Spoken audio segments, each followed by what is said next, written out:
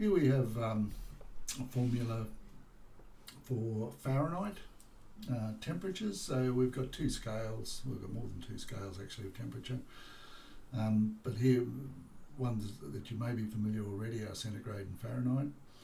And they both measure temperature, and they both have different scales, and you can actually convert one to the other. So, say given, say 100 degrees Celsius or centigrade, you can work out what the Fahrenheit equivalent would be by substituting C equals 100 in here. So you get 9 on 5 times 100 plus 32. And you know that 5 into 100 goes 20, 9 twos, 9 20s 180, plus 32 is 2 112. So 100 degrees Celsius is exactly the same as 212 degrees Fahrenheit. Alright, that's all good, and you could work out any other equivalent.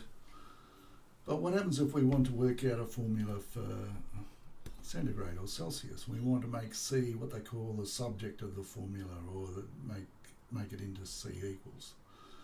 So it's a little bit like solving, in this case, linear equations. Here's our starting point, and we just want to get that C by itself eventually. We're going to have to undo it bit by bit.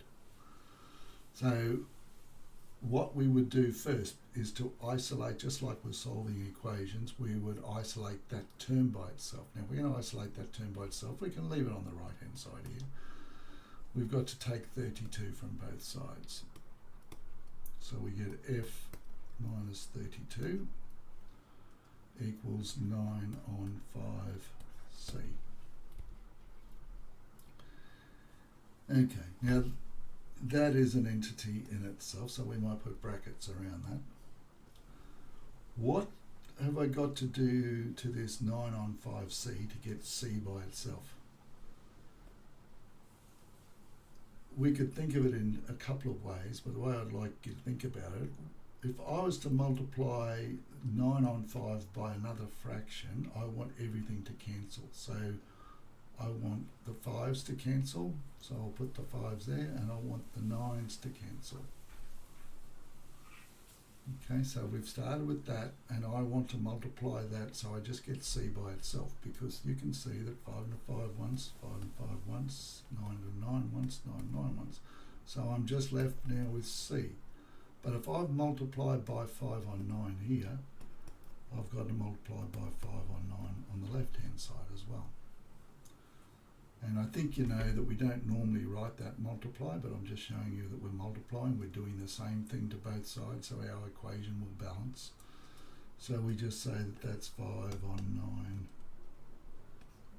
9 F minus 32. So there's a way to come up with an equation for centigrade, given that you've got Fahrenheit. So it should work on 212. It should bring us back to 100. Let's see if it does. So if F equals 212, we are hoping it's going to bring us back to 100 degrees Celsius. C equals 5 on 9, 212 minus 32 equals 5 on 9. 212 minus 32 is 180. 9 9 once, 980 goes 20, 5 times 20, 100 on 1, which is equal to 100. So, given Fahrenheit, we've now been able to work back. It just doesn't work for those two, it works for all degrees. It's just the example I've shown there. So need to be really good at rearranging formula. It's a little bit like solving equations. Whenever you do the one side, you do to the other. Isolate the term that you're trying to find, and it should all work out from there.